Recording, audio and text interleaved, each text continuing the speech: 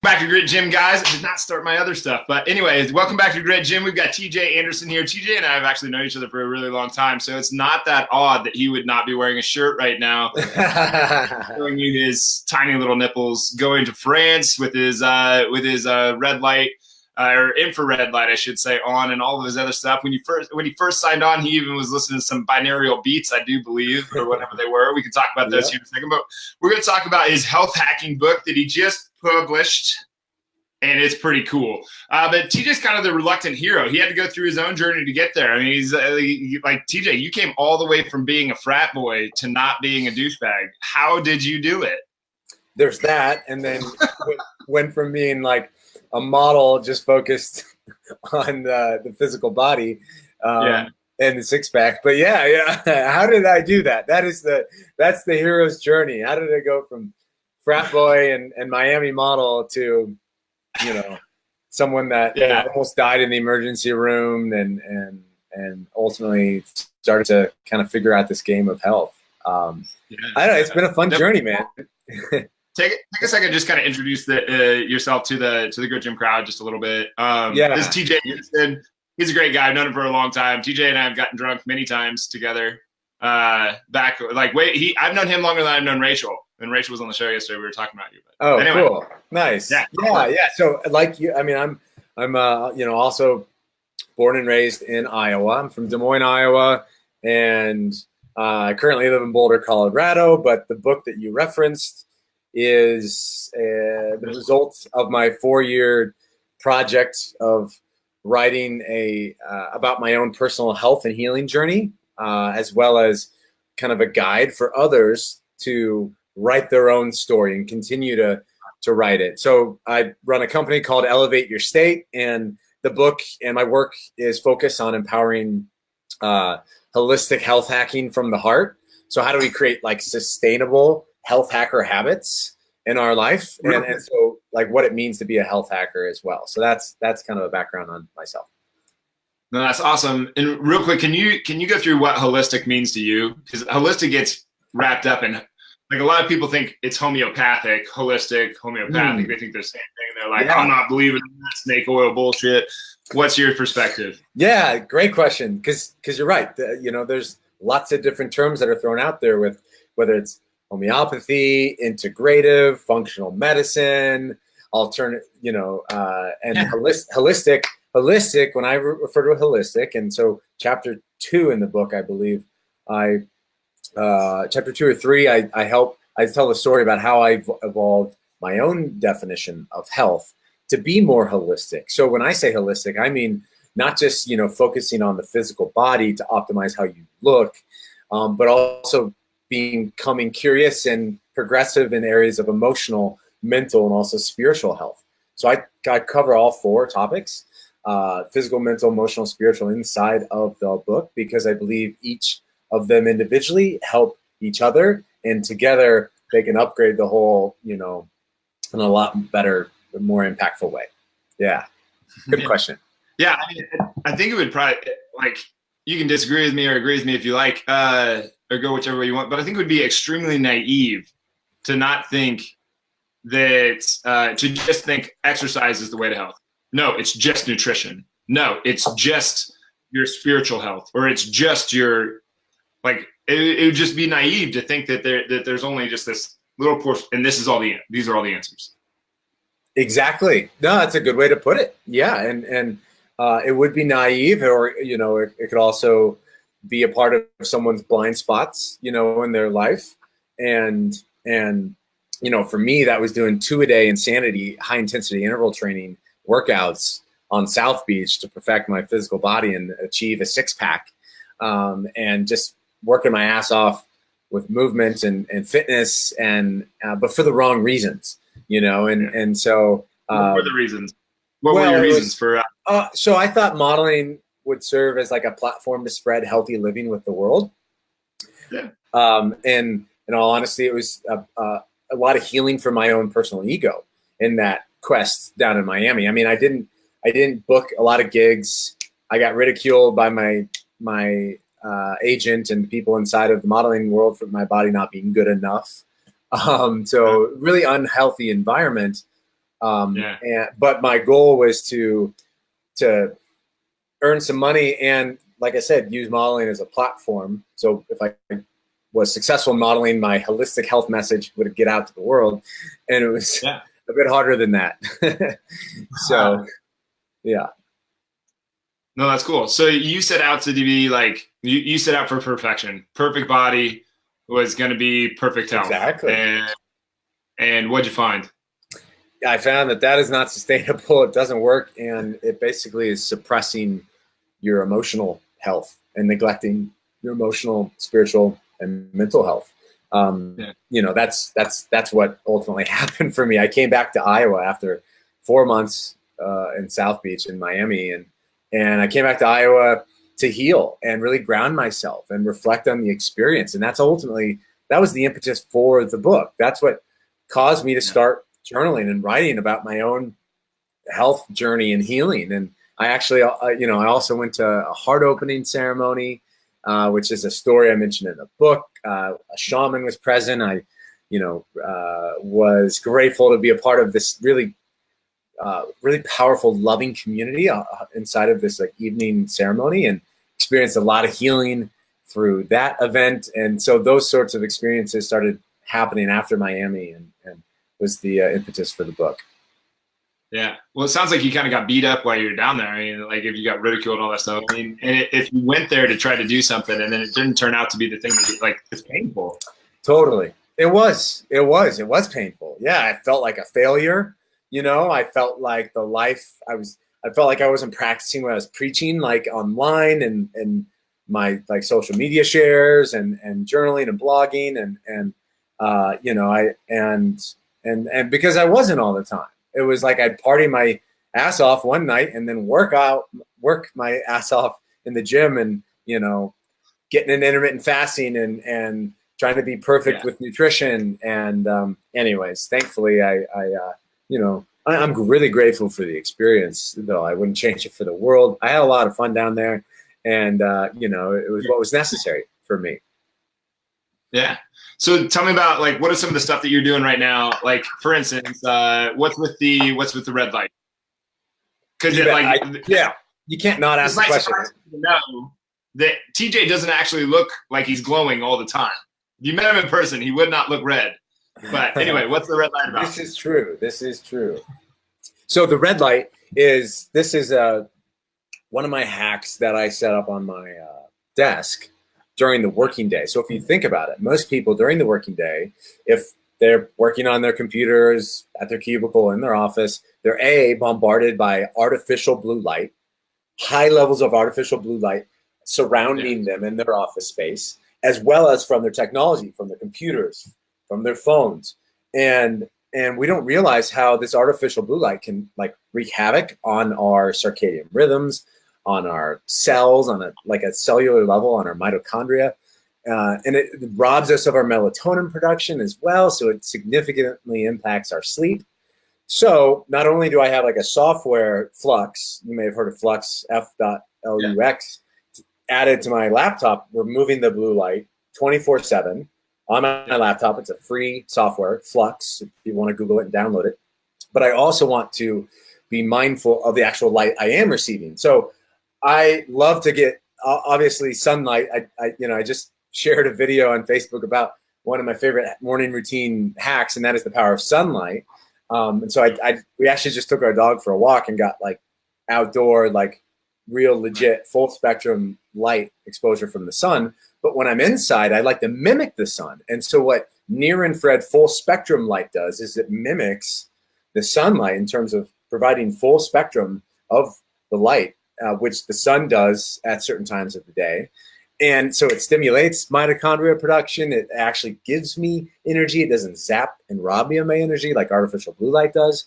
So I started with a sauna, so an infrared sauna, which we actually have in our apartment here in Boulder. Nice. But then I added this one. I'm a big fan of a company called Sauna Space. So that's who turned me on to the sauna and the power of near infrared lights for healing. So nice. yeah, so that's what I'm doing with the light. Good question. Yeah, I think that stuff's super fascinating. The use of light and how it's into like, what's your reasoning for like? Because people will ask this, why not just go outside? Yeah, great question. So it's easier to see on my laptop, so the laptop isn't as glaring outside. Like I'll work. We have a deck. We have a little patio area where I'll work on during the day sometimes when the sun is like positioned right. But I'm also focused on building a business and working a lot, and so I'm doing a lot of interviews like this, and it's a lot easier to be here in my home office, my standing desk, than it is like say in the park.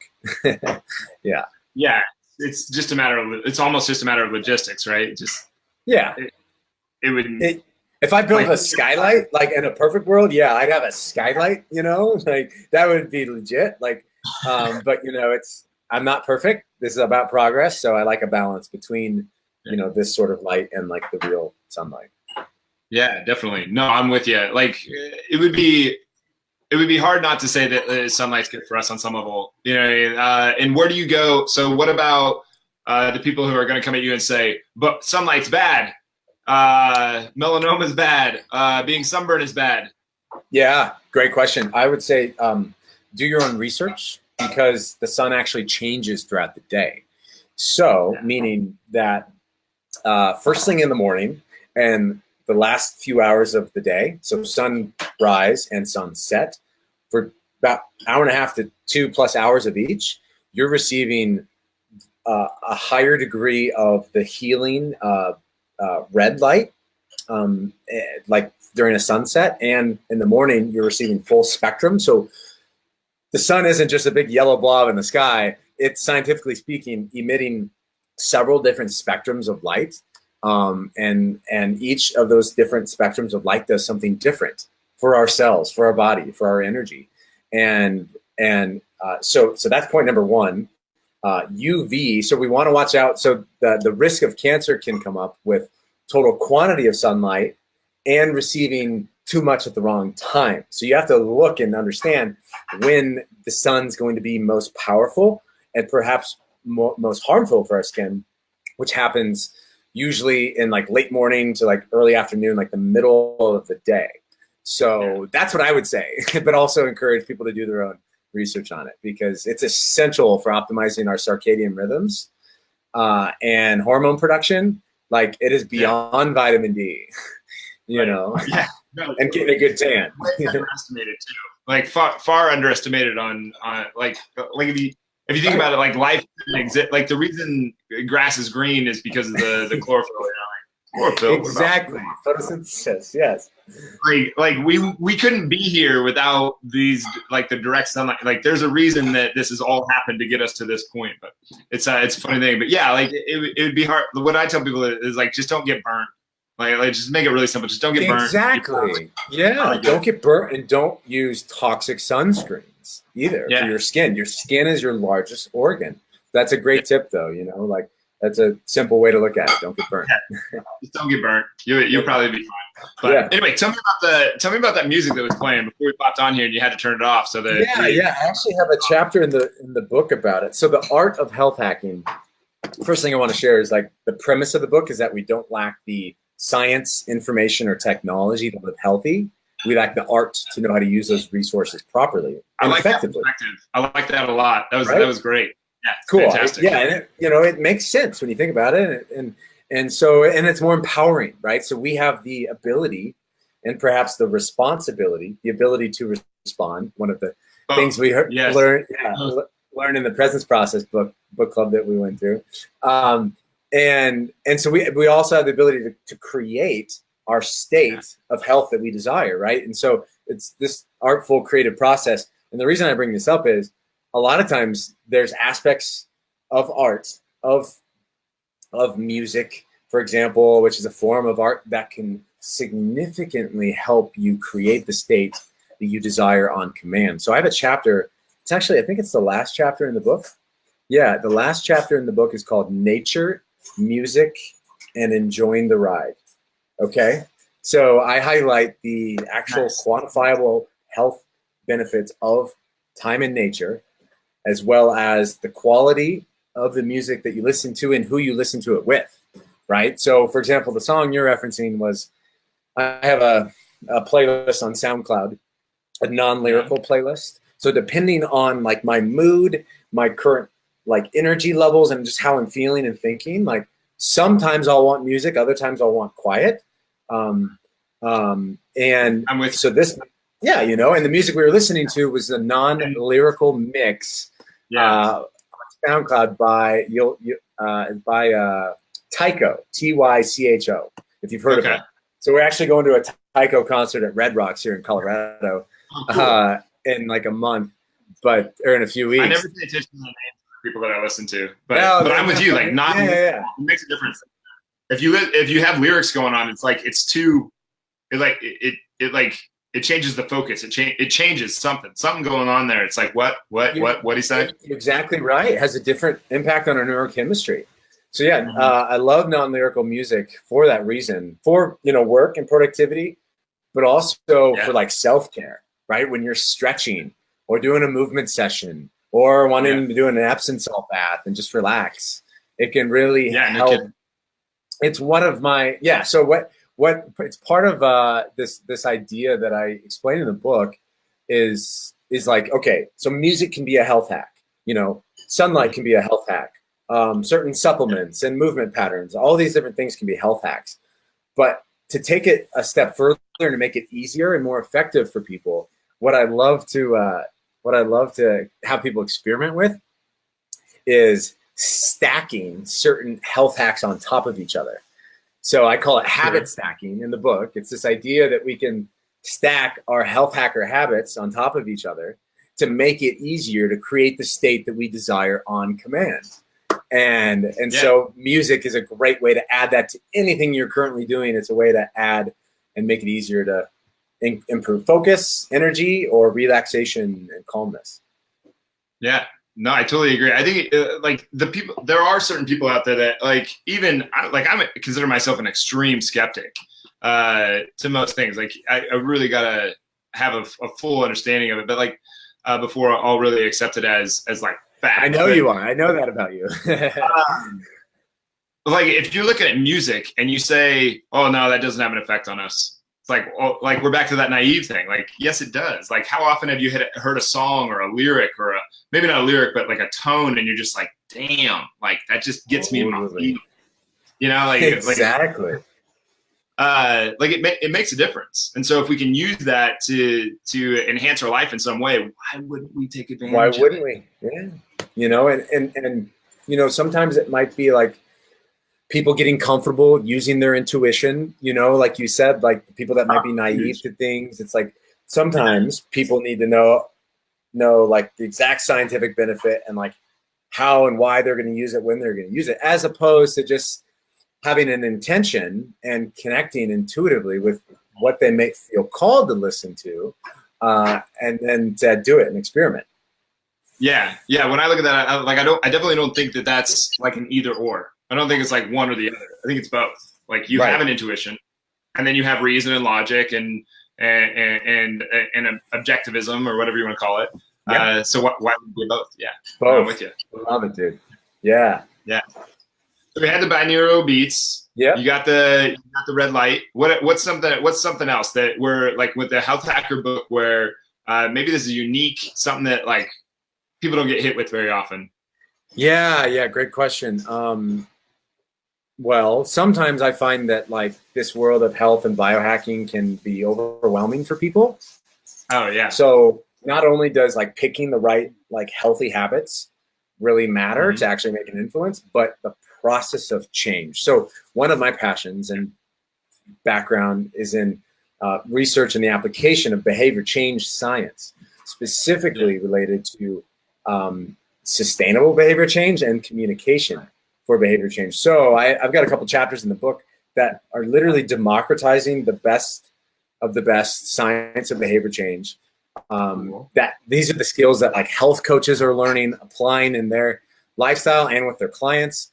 And because I believe that like, okay, let's empower these skill sets to everyone, and we can all become health hackers. We can become our own health coach. For example, there's something called the 5 stages of change, the trans-theoretical model of behavior change. So understanding where you're at in terms of these 5 different stages per each of the habits you might be interested in experimenting with. You don't need to force yourself into something that maybe you're in like preparation mode on or contemplation, one of the first ones. And you need to know how to ask yourself the right questions to move yourself through those 5 stages of change. So that's the process of change, I think, is really important hack that people don't always realize and take into account. Yeah.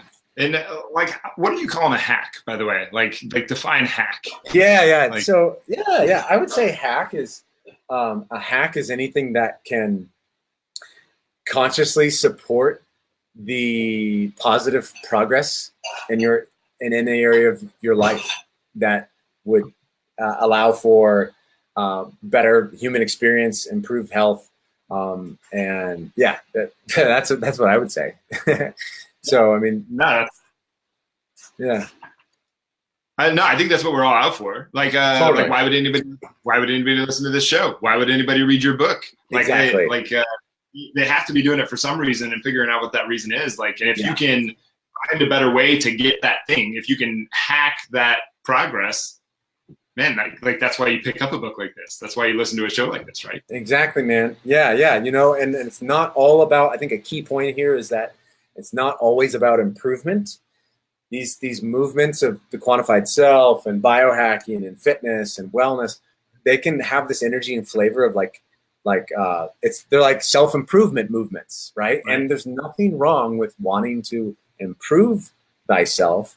But as I share in the title of chapter 3, what's your story? Approve thyself before you improve thy health. It's important that you do just that you continually check in to approve of yourself and accept yourself where you're at right now, you know, and have a balance between approving and improving. That's how I see it. Yeah, no, I'm with you. And as we get down to like the last few minutes here, let's go back to that, like where we started. Let's go back to the beginning where we started and the whole, the difference between like the responsibility, the empowerment of that you already have the knowledge, you already have the science, you already have the tools available to you to be able to pull this thing off. And like, do you find that in like the status quo world today, people are trying to outsource any amount of their health? Like, it's almost to the point, like, do you think that it's almost to the point where if people could pay someone to work out for them, they would? Or if they could pay somebody to eat for them, they would? To somebody, yeah, I know. Yeah, because I think you're saying there, right? What'd you say? I think that's what you're saying there, right? Like the opposite of like with your health. When it comes to your health, you can't ask somebody to go. Like you can't ask somebody to get healthy for you, just like you can't ask somebody to go to the bathroom for you. 100%. Yeah, and so a good mental way to look at this, and to what you shared earlier, it's kind of like both and, right? So the way I see it, and I empower people within the book, is to first and foremost, build and set the intention for your own powerful self-care strategy, right? So that's your own, you're the health coach deriving your self-care strategy. And then there's also value in building your all-star health care team or health hacker team, right? So like, you know, who are these top experts that you want to help make sense of your genetic profile, your advanced blood testing, so you can really dial in and heal and optimize, right? Because you might not be an expert in that area. You know, like yourself, who can we hire that knows the human body and can support people with proper functional movement and fitness for optimal performance and healing? And you know, that's the role that you serve in your work with Grit Gym, right? And so for me, like that's how I see it. It's kind of building my own team of experts in like a mindful, intentional way. But first and foremost, focusing on that self-care strategy. Yeah. Well, yeah, you're never going to get away from that. It just is. Yeah. That's exactly what I hope you're going to say. Because there are very few things that we can say like all of us do, right? Or maybe there's tons, like our commonalities probably greatly outweigh our external difference. Our inner commonalities probably greatly outweigh our external differences. But a lot of people try to say like, oh, I don't work that way, or that doesn't work for me. Well, like having a coach and having teammates works for everyone. Yeah. But at the same time, like they're not going to do it all for you. You've got to do it. Totally. 100%, man. You're exactly right. Yeah. Yeah. No, I really like the way you put that though. Self-care strategy and healthcare team. It's health hacking team, whatever you want to look at it. Yep. Yeah. Good. It's a formula for success in the health department. It really is. Boom. Amen, dude. All right, where can they get this? Yeah. So if you're watching this right now, today. Hey, look, there's two of them. There's two of them. Whoa. So the paperback you can get if you like books in your hand, the paperback, and it's not like I didn't write this overnight for anyone that's wondering. Like, no way. You mean you did it? You didn't do this overnight? It's a bit like 3 thick. days. Yeah. Well, and it's not, and it's also not your typical health book. You know, it's as we've discussed. Read a page out too. Nice. My dad and I on St. Croix. Yeah. That's cute. That's awesome. So yeah, there's 15 chapters. They can learn more about it and pick up a copy at healthhackerbook.com, healthhackerbook.com, and I'm sure you'll have the link for them. It's $19.95, free shipping anywhere in the world, which I should probably change that, but it's the way it is right now. And if you desire a Kindle and want to support the book, right now we're in Kindle launch mode on Amazon. So for the next 24 to 48 hours, the Kindle will be available for 99 cents. We have a 99-cent Kindle promotion. So you don't actually get a Kindle. You get an ebook Kindle version of my book. Just to be clear, you don't get an actual Kindle. And you don't have to own a Kindle to download the Kindle version of the book. You can just do that on any computer. So yeah, we hit #1 yesterday in a bunch of free categories on Amazon, which because we had the book for free. And men's health and consulting. And so today it's 99 cents. So that's where people can go. That's great. That's cool. So healthhackerbook.com. Healthhackerbook.com. Super simple right there. Or the Amazon link, the short link to grab a 99-cent Kindle. So yeah. Awesome, man. Well, this was fantastic. Like I'm really glad the Grit Gym tribe got exposed to this. This has been great. Yes. And same, dude. I appreciate the time. Yeah, I love your healthy glow. Yeah, well, I'll send you a link to where you can maybe grab one of these lights. It's a great, simple addition to hacking while we're working, and that can make such a big difference. So I look forward to seeing you. But I've been a little bit. I haven't gotten one yet. Gotcha. Well, we were talking at the same time, weren't we? Nice. Yeah, I was just saying. I look forward to seeing you when I'm back in Iowa for some events this summer, Adam, and I appreciate you having me on. Definitely, man. Thanks for being here. I really appreciate it. Guys, please click the share button down. I think it's down to your right. Send this out to everybody you know. This was a dynamite interview. TJ has a lot of information to give away. And pick up your book. This actually is made the shelf at Grit Gym, so this will be out there too if you guys want to look it over. But anyway, TJ, thanks for being here, man. Really appreciate it. Please, everybody, share the video out. This was great. Thanks, man. Rock on. Thanks, Adam. Peace. Yeah. Later.